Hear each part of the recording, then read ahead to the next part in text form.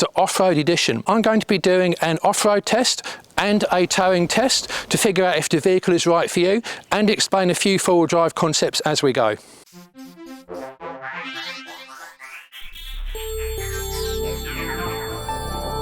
So let's start with an overview of what the LX600 Overtrail has to offer in off-road features.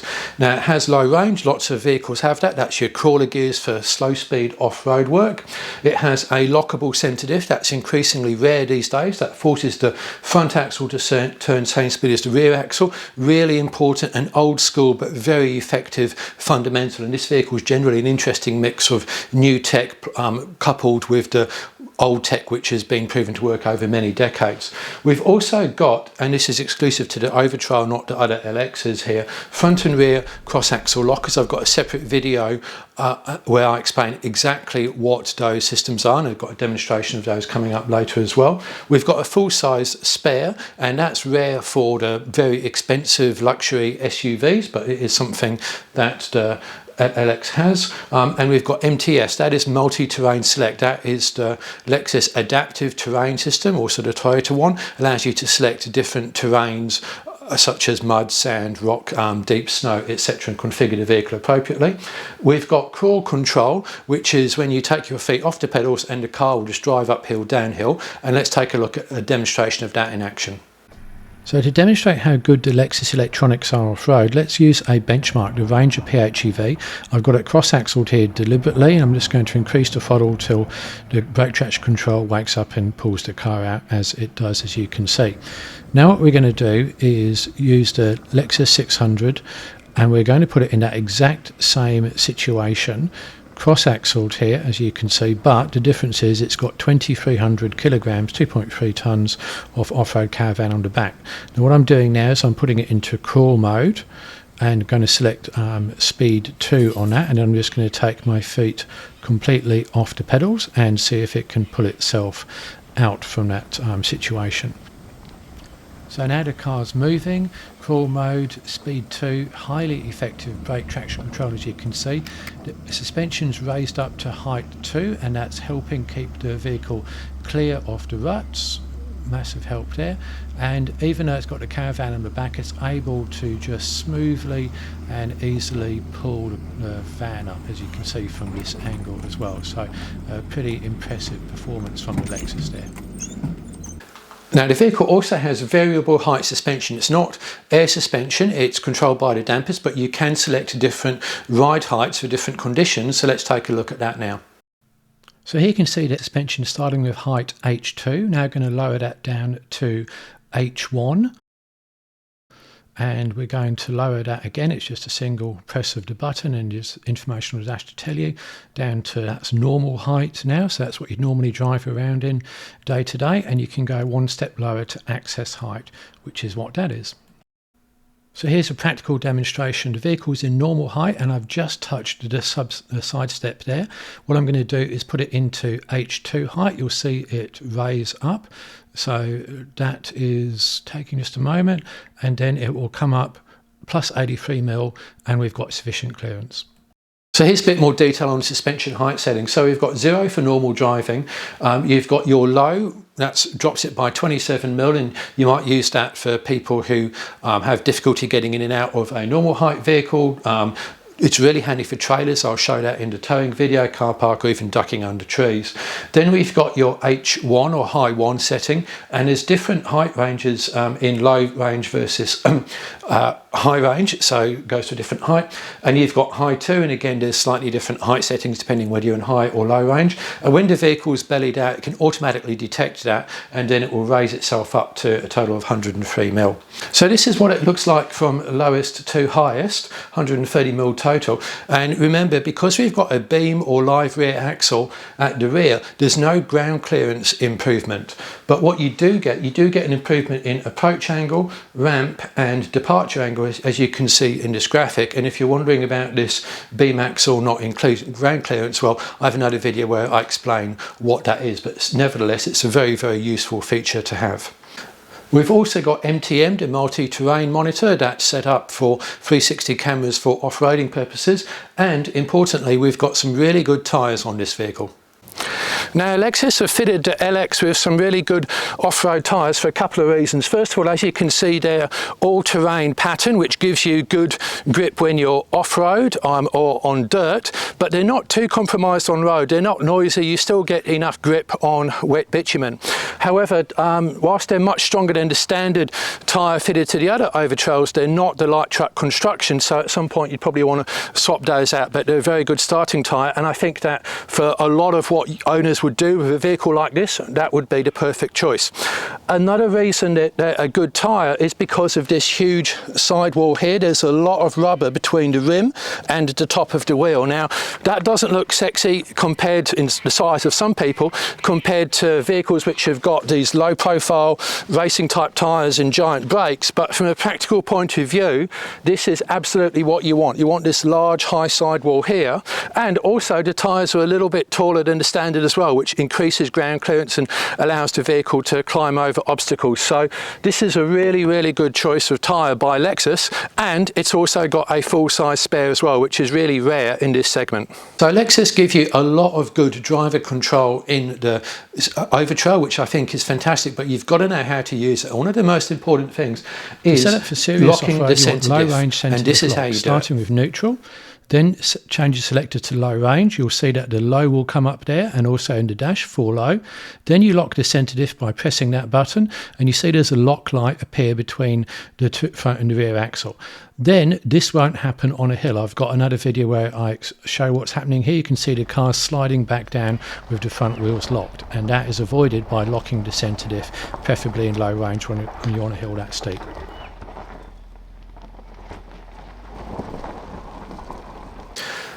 Next thing is you've got to select your suspension height. Now when you go into low range, your crawler gears, that's automatically going to go to H2, but you might select it H2 in high range, etc. So make sure you're in the right suspension height. You've also then got to select the appropriate MTS mode, so that's your sand mode, gravel, whatever, etc. And generally 99% of the time you can just leave it in the auto mode and the car will figure things out for by itself. Then we've also got to decide whether to use low range or not, and I think for speeds generally under 30 kilometers an hour, low range is what you're wanting to use. If you're going to go above that, probably high range will be appropriate. Some other points here: the crawl control system is fantastic. I would use that for slow speed work under about 5-10 k's an hour. The traction control is actually more effective in crawl than it is not in non-crawl, particularly if you're a novice.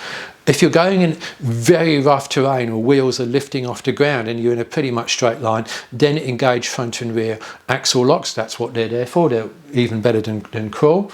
And remember that suspension will auto select as well, so you may need to override the settings depending on how much clearance you need. Here's the Overtrail in action. It's an MTS Auto, low range, centre diff locked, and I am driving it.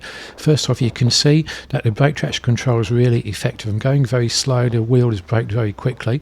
Also now take a look at the left hand side of the car, the suspension's on high too, and that side step is still off the ground, which is great, even though the car's at full flex, suspension's maxed out, and it's crawling up pretty nicely, very capable. Now at this point here we've got all four wheels spinning and the car's come to box. That's a clearance issue, not a traction issue.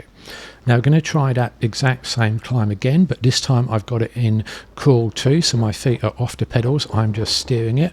There's that speed 2 out of a total of 5 speeds, and you can see a little bit of bouncing, but the car is basically figuring out what it needs to do, and then if it needed to go downhill it would individually brake wheels as well. Again, centre diff locked in low range. Now this time we actually go through, and I think the reason is because on the previous run we just knocked a little bit of dirt off the top of the rut with the rear differential, and that allows us to complete the climb this time.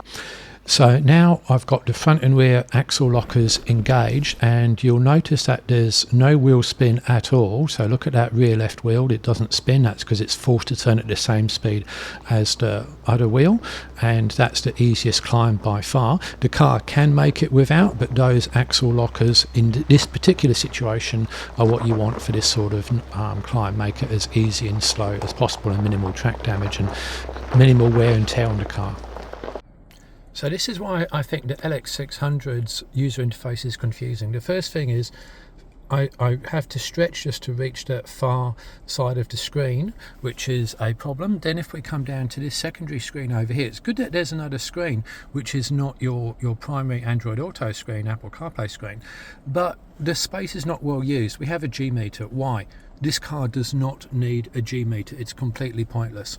We have this brake and accelerator graphic here. Completely pointless, just using up screen real estate. Large image of the car, we kind of don't really need it. And if we go down to settings over here, well, there's a bunch of settings there which just control that particular screen, and there's also settings up there which I won't go into. So there's settings everywhere. One thing which would be nice not to have a touch screen would be the fan control, but it's part of a touch screen, which I don't really like. Then we have over here the heating. Now at least this is a physical button, that's good, but generally they're dials like that, so you can quickly move it up and down, not hold it there. I'm just going to turn that one back down a bit for the noise. Okay, then if we come down here, we've got two USB-Cs. We're not all at USB-C yet. One of them really should be a USB-A. We've got an HDMI port, but you can actually use HDMI as an input for a display, so why not just make 3 of them, and then that way it could just double up. Over here we've got our center lock, which is easy. Next to it the ESC button, that's great because those two are related, and we've got the height controls, so all of these are off-road controls, which is excellent, except over here we've got the front and rear axle locks, which are related to those but in a different place. And then we've got the airbag roll sensing deletion, which at least is related to those two, so that's a problem. Then over here, well, there is another set of buttons. Guess where it is? Well, if I look over to the right, it's actually underneath here, or rather hidden, because if I go around the side, look at that, there we go. Right, so now we've got our odometer, we've got a view, so press that and cameras work, and then we also have here the brightness of the controls. So that's just completely hidden from the average driver when the steering wheel is in the way, which is pretty ordinary. Then down here we have the boot release and the fuel release. Now I think on a car like this there shouldn't be a fuel release anymore, it should just be capless, but that should be just a little bit more obvious than what it is. It is generally where you'd expect to find it, of course, which is great. And again over here we've got the boot release. That is typically where you'd expect to find it, but again it's just completely hidden, so you kind of got to go looking for it as well. Then it's a bit unintuitive how the drive modes actually work. So you press drive mode, you might think, okay, do I just keep on pressing drive mode to go through different modes? Well no, what you do, you press drive mode and then you twiddle that button and then you go through different modes like that. Now there are way too many modes here. You do not need 2 sports mode and a normal and a comfort and an eco. It's just overkill. So that's the way that works. And you go into DAC, then that becomes the mode select. So this button controls the modes in each one of those 3. Now once you get to know the car, it's fine and you can use it, but it's not obvious. This is actually a well laid out button. L4, H4, easy, right? You can just go one to the other, that's fine. Probably doesn't need to be a button though. I probably would have made that button the heating controls. I think the L4, H4 could have just been a switch like it is in the GX. But anyway, I do think for the money, the usability of this vehicle is sorely lacking. Now one neat feature on the inside is the center console. That's pretty flat, so you can put a laptop or something on it. Opens up that way and you press it the other side, opens up that way, which is cool. However, and it's a cool box as well, so that's also great. But look at the size of it. I mean, just look at the exterior size, and inside it's just pretty tiny, and you get this pretty miserable holder. Now the way these things should work is that this should pop out with it, and it sort of goes down like that, as you don't have to lift it out and put it there or something like that. But yeah, there's just not a lot of room there, which is a bit disappointing given the overall size of the console. I'm now going to compare the 600 to the GX550 as well as the LC300 and then summarise. But if you want to know about towing, see the companion video to this, which I didn't include here because it's too long already. So let's compare the 600 Overtrail versus its base car, which is the 300 GR Sport, and look at the differences. So the first thing is you've got this lovely big petrol engine in the Lexus, whereas the GR Sport has a diesel engine. Now the GR Sport isn't going to go as fast in a straight line or sound as nice, but you're going to get much longer range out of that diesel engine than you will the petrol, that is for sure. You've got variable height suspension with the Lexus, whereas over here we've got EKDSS and AVS, which improve suspension flexibility. Overall though, given how good the traction control and the lockers are on these vehicles, I prefer to have the variable height suspension, so I think I'd put the Lexus as more capable than the GR Sport off-road for that reason alone. So they're both super capable. The GR Sport is cheaper, there's been more accessories available for it, you know, comparable kind of luxury features, depends what you class as luxury feature, and you get Lexus service there, so worth considering that one as well. So let's take a look now at the 600 Overtrail versus its little brother, the 550, which is based on Toyota's 250 Prado. So the first thing is we've got that more powerful motor. They're both petrol engines, but they're significantly more powerful than the 600, and trust me, whilst this is powerful, this is noticeably more powerful, and it's just an absolute perler. We've got 110 litre fuel tank over here, and these vehicles are big and heavy. They do drink the fuel with the all-terrain tyres, etc., so you do need that 110 litres, and that 80 does mean that you're a little bit short-ranged. You do have variable height suspension, which is a big plus. This is fixed height suspension. You do get the AVS and EKDSS as in the GR Sport, but again I'd rather have the variable height. I just think that's more useful. And you get a front locker here, whereas in this vehicle you only get the rear locker. Again, the traction control is so good you're hardly ever going to need it, but having front and rear, there are places where you would find that useful. They are pretty much the same size, they're pretty close in weight, so there's not going to be a massive amount of difference in terms of interior room, etc., but the Lexus 600 will win over the Lexus 550 for that. I'd say the 600 is more capable, towing, off-road, and it's faster and everything else. You do get something more for your money, but I kind of found the 550 had this indefinable sense of fun for some reason. I'm not sure why or how, it just is, and I didn't get that same sense of emotional connection with the 600. I don't know why, maybe that's just me, but possibly something to think about. Now, it's interesting to consider what are luxury features in 2025, and I saw this in 2025 in a dealer yard, and it says, oh look, it's an automatic transmission, it's got ABS brakes, it's got air conditioning. That's something you used to advertise in the 80s. You know, now every car's got Android Auto, it's got Bluetooth, power mirrors, adaptive cruise, safety aids, etc. Heated cool seats, really common now, even in cheap cars.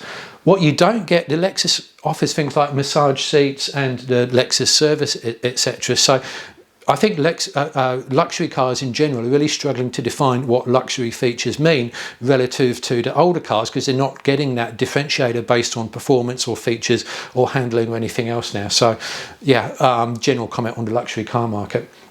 So let's summarise this vehicle then. So buy it if you want well above average off-road capability. It would blow Mercedes, Porsche, any of those guys absolutely into the weeds. The only one it wouldn't do blow into the weeds would be Land Rover and Range Rover.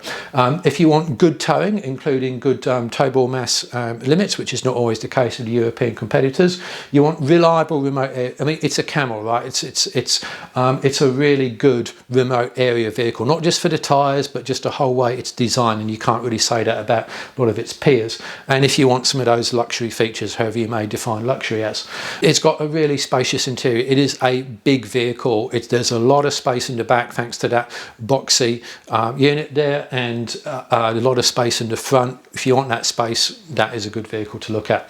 Now, don't buy it if you want on-road performance. It is not going to corner carve. Now, you're not going to slow up traffic. You've got power. It does handle well enough there, but it's not going to have the sharpness and the dynamics of a car like, let's say, BMW, because that's simply not what it's designed for. So that's what you want. Don't buy one of these. Hyper luxury, I don't think it does super luxury as well as some of the European marques. That's my personal opinion. And long range, if you really want to be able to drive long distances, this is not the car, because it's only got 110 litres in that first engine. You're going to want a diesel, and to be fair, there are LXs, but not the Overtrail with a diesel. And if you want towing convenience, I'll talk about this in in the towing video, but it can tow, but it doesn't have the electronics you'd expect in a modern car in 2025 to help you tow and make it more convenient. And there's not going to be lots of accessories either. You're not going to be able to fit a bull bar, winch and a snorkel and stuff like that. You're going to have to pretty much take it as is. If you want that, that's where the GR Sport starts to look more appealing. So I hope you found that video useful. Any questions, please drop them in the comments, and thanks for watching.